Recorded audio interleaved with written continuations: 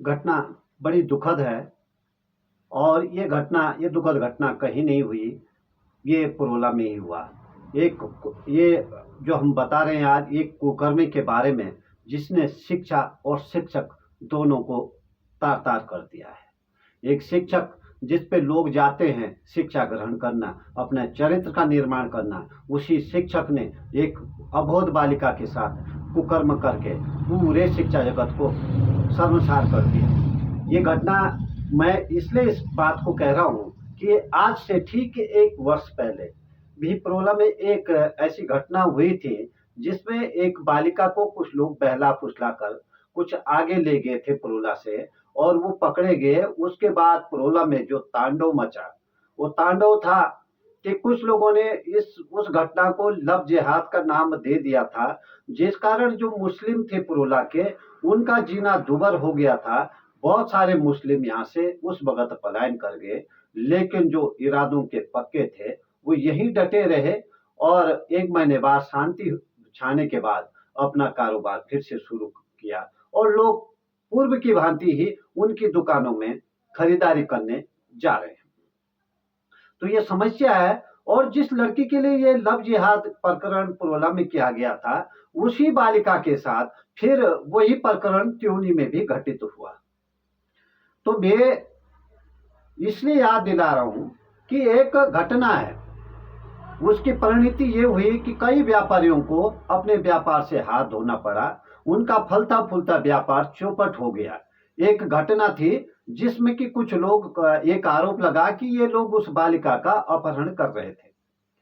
पुरोला में एक दूसरी घटना हुई, ये कुछ साल पहले की है, कि अलीगढ़ में एक बालिका के साथ कुछ लोगों ने दुराचार किया, और उस दुराचार की परिणति में पुरोला में एक बहुत बड़ा आंदोलन, अलीगढ़ नहीं हाथरस में बहुत बड़ा आंदोलन हुआ, कैंडल लाइट जलाई गई, बहुत कुछ हुआ। उससे पहले हैदराबाद में एक राहुल नाम के व्यक्ति ने आत्महत्या कर ली, उसके लिए भी पुरोला में बड़ा तांडव हुआ, बड़े आंदोलन हुए। यही नहीं, जब भी कहीं बाहर भारत में बलात्कार की घटनाएं घटती है, पुरोला में लोग कैंडल मार्च करते हैं। जब भी किसी महिला के साथ पुरोला से बाहर दुराचार होता है, तब भी लोग उसके लिए कैंडल मार्च निकालते हैं। और जब घटना ऐसी बालिका की हो जो अनुसूचित जाति से संबंधित हो या तथाकथित दलित जाति से संबंधित हो, तब तो पुरोला में एक बवाल आ जाता है। बाहर की, पुरोला की नहीं, ये घटना अगर पुरोला से बाहर की हो, अगर पुरोला की घटना हो तो कोई दिक्कत नहीं। अगर पुरोला से बाहर किसी दलित बालिका के साथ, महिला के साथ कोई दुराचार की घटना होती है तो पुरोला में एक उबाल आ जाता है। लेकिन पुरोला में मैं विगत 7 वर्षों से यहाँ दुराचार की तमाम घटनाएं घटित हुई। ये घटना मैंने ये बताया कि एक बालिका का अपहरण होता है, उसके माँ बाप थाने में भी रिपोर्ट लिखवाते हैं, कुछ होता नहीं है, और वो मन मार कर वो उनके माता पिता भी ये मान बैठते हैं कि हमारी बालिका अब जीवित नहीं है। लेकिन 6 महीने बाद वो बालिका अचानक प्रकट होती है, उसका केस रफा दफा कर दिया जाता है, कुछ नहीं होता जी। नौगांव में एक महिला का अपहरण होता है, वो थाने में दर दर की ठोकरें खाते हैं परिजन कि भाई, वो बताते हुए हैं कि महिला का मौसा ले गया, उसको भगा के उसको जबरदस्ती किडनैप किया मौसा ने, लेकिन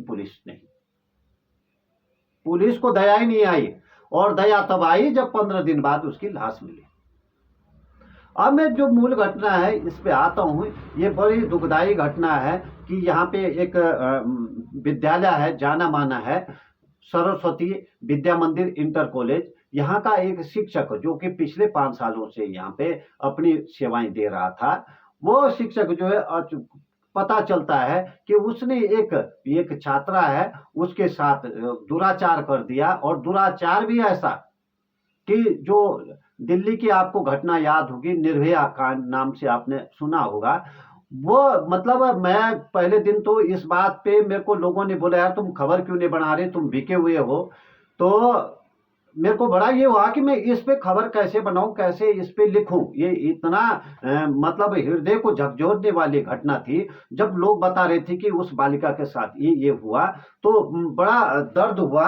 और मैं पहले दिन उस पे कुछ लिखा नहीं, कुछ बोला नहीं। मेरे को लोगों ने गालियां तक दी मुझे कि भाई तुम तो दुराचारी के साथ मिल लिए हैं। हालांकि दुराचारी के समर्थन में बहुत सारे लोग मेरे पास आए कि भाई आप इस खबर को बनाना तो है, लेकिन जो जहां पे ये शिक्षक नौकरी करता था वहां का नाम नहीं आना चाहिए। मेरे को बड़ा अजीब लगा। मैंने कहा यार मैं तो वैसे ही नहीं बना रहा इस दुराचारी की खबर। मैं दुराचारी का जो है नाम लिखने में भी मेरे को शर्म आती है। मेरे को मतलब मेरा हृदय अंदर से बड़ा दुखी है। मैं नहीं इसके बारे में कुछ लिख सकता हूँ, बरसता कुछ लोगों ने उसकी खबरें बनाई।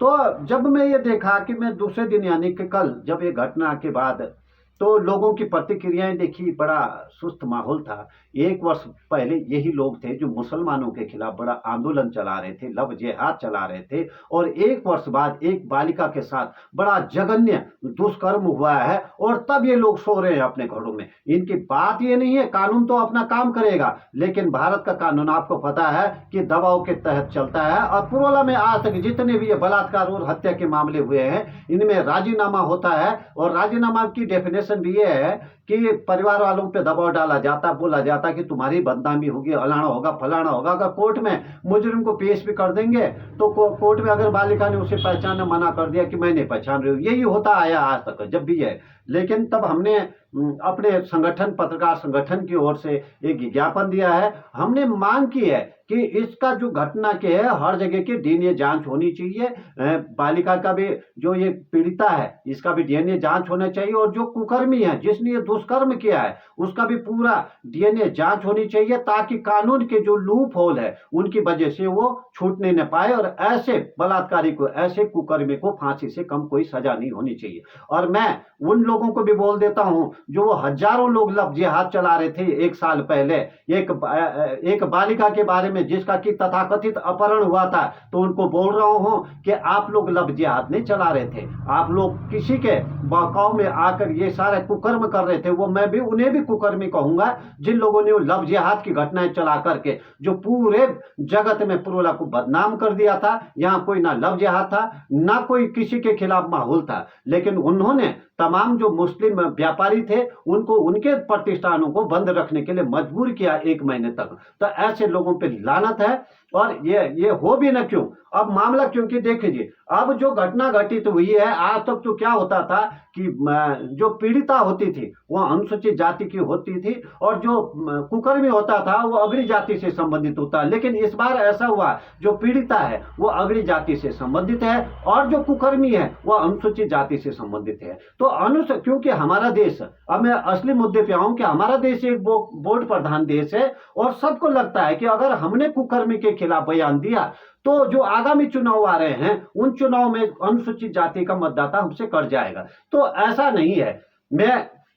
मैं तो निरंतर अनुसूचित जाति के जो लोग हैं, जो नेता है, उनके साथ काम करता हूं, अनुसूचित जाति से संबंधित समस्याओं को उजागर करता हूं। और पीछे मैं कुछ 4 बालिकाओं को जो इस विद्यालय से निकाल दी गई थी, दलित बालिकाओं, उनके लिए जब लड़ा तो मैं बिल्कुल अकेला पड़ गया था। मेरे खिलाफ मुकदमे तक किए और कोशिश की गई कि मुझे फंसाने की कोशिश की गई, ताकि मैं ये न्याय के लिए न लड़ सकूं, दलित बालिकाओं को न्याय नहीं दिला सकूं। तमाम जो पत्रकारगण थे वो मेरे खिलाफ हो गए थे, क्योंकि सबको लगता था कि यार ये आदमी हर जगह रोजी रोटी पे प्रहार करता है। क्योंकि हम ऐसे जो दलाल है उनकी रोजी रोटी पे प्रहार करते हैं, क्योंकि हम न्याय के लिए लड़ते हैं। हमारा उद्देश्य न्याय होता है, और ये नहीं कि मैं अपने पेट भरने के 5,000 या 6,000 रुपए का लालच में मैं किसी अबोध को जो है उसके साथ अन्याय होने दो। हमारी लड़ाई हमेशा न्याय की होती है, और न्याय को जो है एक सीमित संख्या में ही रुपयों से खरीदा जा सकता, पूरी तरह से नहीं। तो मैं पूर्व में भी जो दलित बालिकाएं थी वो हमारी वजह से, आज जब मैंने उनके लिए संघर्ष किया तो उसी विद्यालय में पढ़ रही हैं जिस विद्यालय से उनको निकाला जा रहा था। यदि भी उस मामले में मेरे को फंसाने की, मेरे पे तरह तरह के धाराओं में केस दर्ज करने की कोशिश की गई, अभी तक उन लोगों को कामयाबी नहीं मिली है मुझे फंसाने के। फिर भी अगर फंसा दे तो हमारा उद्देश्य न्याय है, और न्याय की लड़ाई लड़ते लड़ते अगर जेल भी जाना पड़े तो इसमें कोई बुराई नहीं है। वही बात मैं कर रहा हूँ, ये हमारा, मैं इसलिए ये बुलेटिन चला रहा हूँ कि जो इस बालिका के साथ दुष्कर्म हुआ साथियों, वो उसका दुष्कर्म इतना खतरनाक दुष्कर्म हुआ उसके साथ कि उसका इलाज यहाँ पे जो पुरोला का जो उप जिला अस्पताल है, यहाँ के डॉक्टरों ने उसे रेफर कर दिया हायर सेंटर। उसकी हालत नाजुक है और अभी तक किसी भी राजनेता ने, जो होते ना हमेशा आगे आते हैं राजनेता, बुद्धिजीवी, समाजसेवी, कोई उसके हक में आवाज नहीं उठाई किसी ने, क्योंकि सबको वोट चाहिए और सबको लगता है जो कुकर्मी शिक्षक है उसका कोई बहुत बड़ा वोट बैंक है, और ऐसे कुकर्मी शिक्षक के खिलाफ किसी ने एक शब्द नहीं बोला। हम नमो न्यूज के माध्यम से ऐसे कुकर्मियों को घोर से घोर सजा, यानी कि हम फांसी की सजा की मांग करते हैं, और मैं सरकार से निवेदन करता हूं कि फास्ट ट्रायल कोर्ट के माध्यम से ऐसे व्यक्ति को तुरंत सजा दी जाए, ताकि ऐसा मौका ही नहीं आए कि जो बेचारी जो पीड़िता है उसको मजबूर करे कोई कि तू इसे पहचान मत। तो ऐसा हुआ है, मैं इसलिए कह रहा हूं क्योंकि कानून में ऐसा लूप होल है, वो पहचान न मना कर दे और तो जो है ऐसा मुजरिम बच जाएगा। क्योंकि पुरोला में अतीत में जितने भी इस तरह की घटनाएं हुई हैं, सब में पैसे लेके मामलों को रफा दफा किया गया।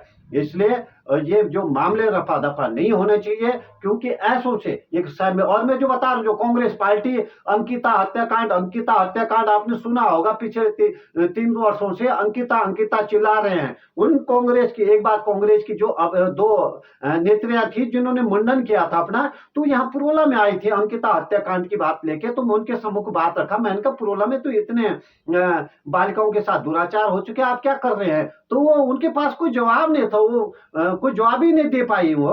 तो वही बात मैं आज भी कांग्रेस पार्टी के सूरवीरों को कहना चाहता हूं कि आपको तो अंकिता के साथ भी हो रही है, यहाँ तमाम अंकिताओं के साथ दुराचार हो रहा है, आप क्या एक ही मुद्दे की वजह से पूरे देश में वोट मांगोगे?